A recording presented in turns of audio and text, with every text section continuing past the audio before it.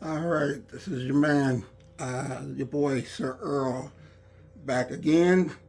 Today is Monday. I actually could have recorded these yesterday. I was up at work on Sunday, and I really wanted to put up yesterday. I was just so busy with some other stuff I didn't have time. So, giving it to you on Monday. It's about 11:30, 11:40 in the afternoon. So, I'm getting it to you, all right? Love my fans. Um, a couple of things. Is in my imagination, or did it get cold as hell over the last day or two? Man, we went from tank tops to sweater to jackets and coats. Um, there's one thing they say about the Chicago weather: if you don't like it, stay here for about an hour. It'll change for you. And it really did. It was really cold. I almost got, if it's this cold tonight, I'm gonna have to turn the heat on in the house because it was freezing last night. I slept, man, I felt like a goddamn Eskimo. But man, that temperature dropped. That's Chicago for you is mid-September, so what you expect? Um, so that's that. Well, what I wanted to kind of cover and talk about today was growing up poor. A lot of times we hear uh, the concept of people growing up, or the life of people growing up poor, and we feel this whole thing. I mean, I probably grew up poorer than most. I mean, roaches and rats was common in our house. I mean, they walked around like they paid rent. Um, we had what's considered today the modern day crackhead. Back then, they used to sniff glue. So we had those always in our backyard, always. Actually, we went through two home invasions where a guy came in with a knife. You couldn't, first and 15th, you were more apt to be robbed because they know that's when you get your SSI check. I've lived and grown up in Inglewood all my life. When I was born, we lived on 66 in Parnell. I moved with my great grandmother on 70th and Green, and then moved with my mom on 57th and Elizabeth. So pretty much from birth to uh, 22, I think it was, when we moved. And during that time, uh, you got to experience all there was. Murders, drive-bys, robbery, you know, all those things, everything that the ghetto has to give. Inglewood is probably one of the most violent areas of Chicago. And to be honest with you, um, when I was growing up, even though all those things was going on, it never felt like that. I didn't realize it was just normal to us. I didn't realize that what was so bad about that until I moved and started hearing everybody else talk about it. Until that time, it was just normal to me. You go to the store, somebody gets shot in the head. That's just normal. It shouldn't be. People shouldn't get used to that. But for us growing up, that it's just the way it was. It was nothing special. It was just another day. You were lucky that it wasn't you. It was just a normal occurrence. The one thing growing up that I grew to love, or I grew to appreciate, that it offered then would offer now, and that's loyalty and friendship, family. No one had anything, so there was not that paranoia of someone trying to take something from you or anything like that. You just, maybe it was my age as a kid, but you just wanted to grow up and have fun. You just wanted to hang with your buddies and skateboard and run down abandoned buildings, which one time I had a nail go through my foot running down an abandoned garage. Had to go get some tetanus shots, but that's neither here nor there. But I find today, I don't know uh, if it's what it is, but I find most people, most guys are little women. They act like little girls. The guys I grew up with wasn't like that, you know.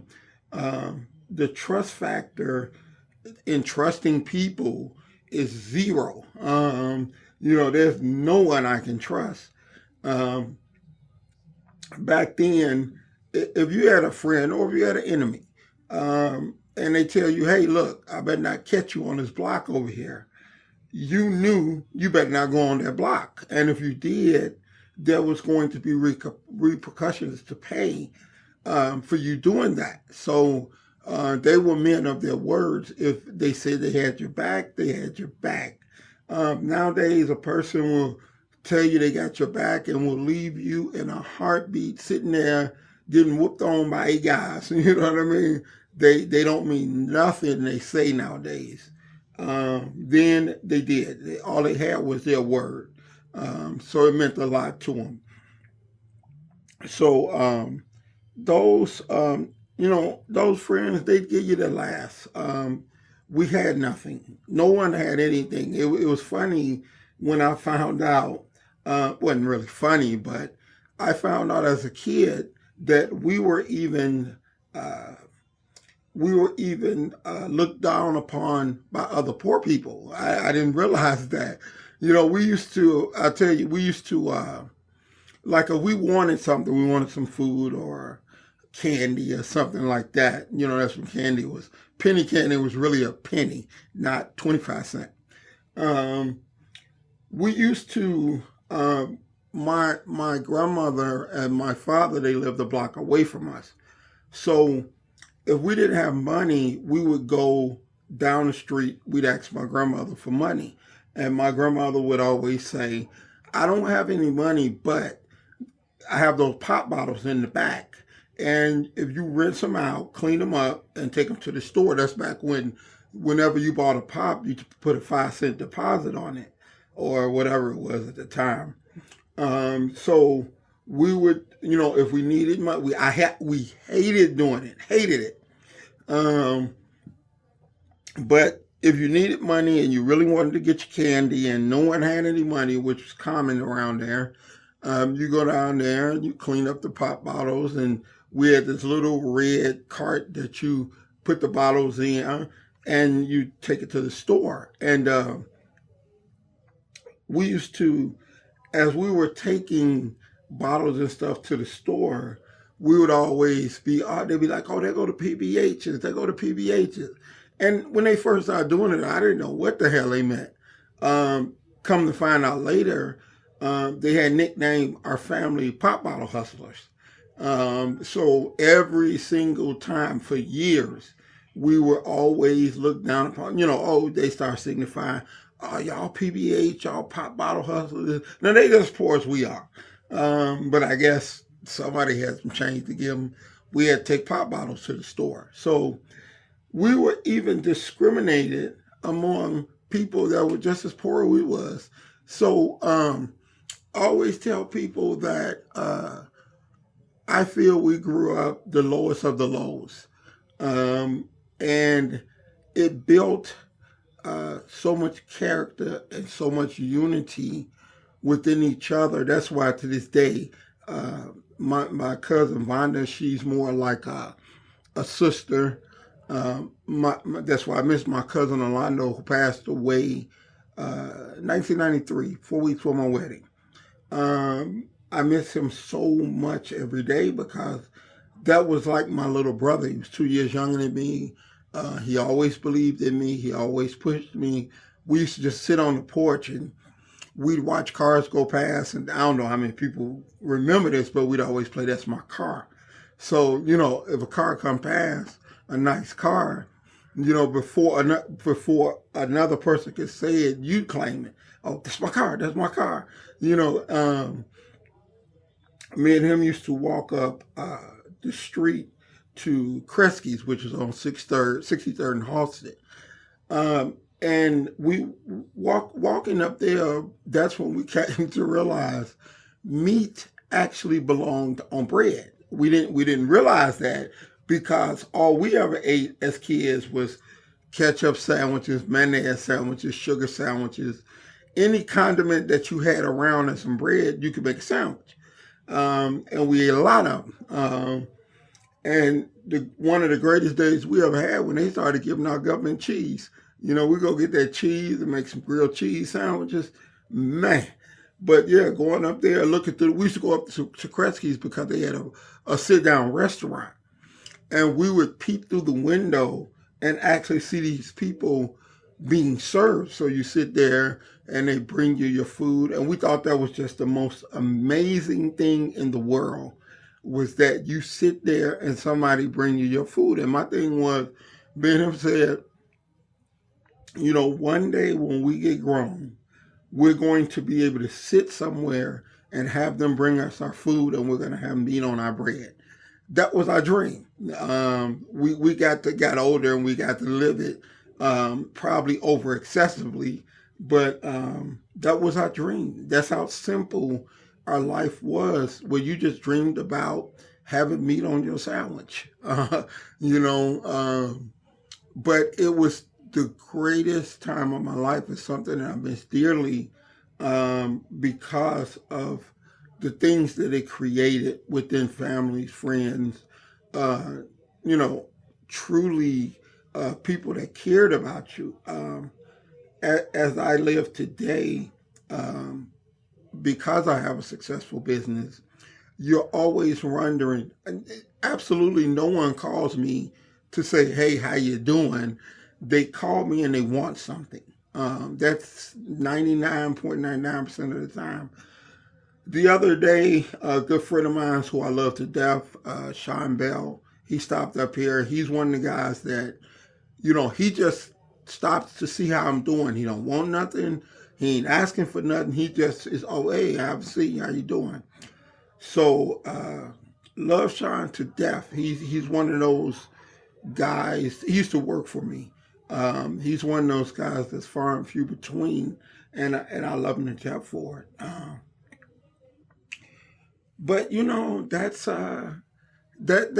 what I was kind of thinking about today. Is just um, a, a lot of people look at poverty as something bad. Well, to the people, and it is, but the people that's living in that poverty, one, they don't know nothing else. Two, they're building other great important things that we don't have when you're raised with a little bit. You know, like, you know, we don't have that because parents are so busy out working to get it. Kids are so busy trying to get it and protect it. We don't have time for, you know, love and loyalty and friendship and, you know, just going to play in the dirt field because you ain't got nothing else to play with. Those times are truly, truly, truly memorable. And like I said, I never knew that we were poor until later when everybody started saying, you know, Inglewood's a violent community. I'm all, really? You know, I knew that it was violent, but I was used to it. You knew where not to go and where not to go there. Nowadays, they talk about it a lot more than the days that I lived down there. It's probably because of the advent of social media. It's reported a lot more. Before, you had, you know, 2, 3 news stations, and they pretty much controlled what they wanted you to know. So they didn't report a lot of the bad stuff. Um, so growing up in poverty is not all bad. It brings out some things that are sorely missed today by me. I wouldn't say I'd go back, but I will say being in the position that I'm in now, it's a lot lonelier. It's a lot less trusting. It's a lot different. Those characteristics I wish could be now. They're not. Like I said, the moral of the story is that, you know, honor, love where you are. It's not all bad. There's great qualities that can come from within that situation if you just allow it. So, like I said, this is your boy. Until next week, you guys excuse my voice. I wasn't crying. My voice is really raspy right now. Um, so this is your man. Until next time, try to get this up again next week on time. Until then, this is your man checking out, Sir Earl. Peace.